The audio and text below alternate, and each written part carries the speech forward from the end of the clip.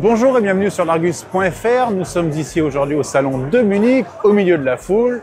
Vous l'avez deviné, nous sommes ici surtout en Allemagne pour parler d'une nouveauté Cupra. Il s'agit de la petite Raval.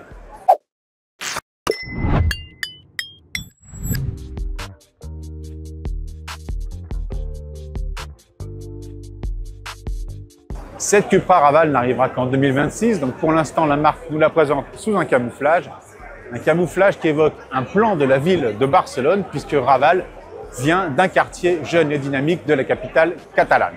Sous le camouflage, on devine tout de même un design typiquement Cupra avec des lignes acérées, un capot très nervuré, et puis des arêtes un peu partout, des grandes jantes de 19 pouces. On est vraiment dans la marque sportive, forcément sur un modèle dynamique.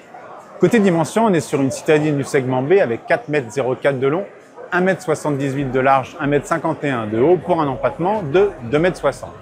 Alors, on ne va pas beaucoup parler technique parce que la marque ne nous a pas donné beaucoup d'informations. On va en revanche parler plateforme, puisque cette Cupra Raval est un modèle 100% électrique qui repose sur la nouvelle plateforme MEB+ du groupe Volkswagen.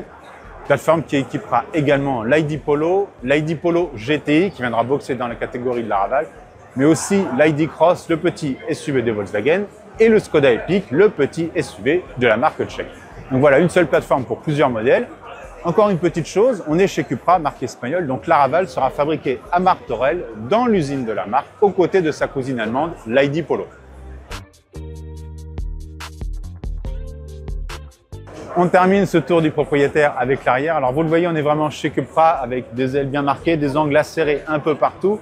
Une signature lumineuse avec 3 éléments pour les feux, le logo éclairé. La signature lumineuse arrière est un peu construite en jumelle de la signature lumineuse avant.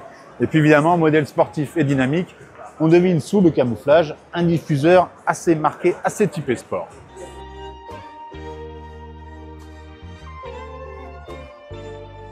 Voici pour cette courte découverte de la Cupra Raval. Je vous l'ai dit, la voiture n'arrivera sur le marché qu'en 2026. Donc la marque est encore discrète sur tout ce qui est caractéristiques techniques. On sait toutefois que cette voiture sera une traction, c'est lié à sa plateforme. Cette plateforme ne délivrera que des tractions. On sait aussi la puissance de la version haut de gamme, la version VZ, qui est le must chez Cupra. Elle affichera 166 kW, soit 226 chevaux. 226 chevaux, c'est, comme par hasard, la puissance de sa cousine germaine, la future ID Polo GTI. Donc on peut déjà programmer un match entre les deux versions.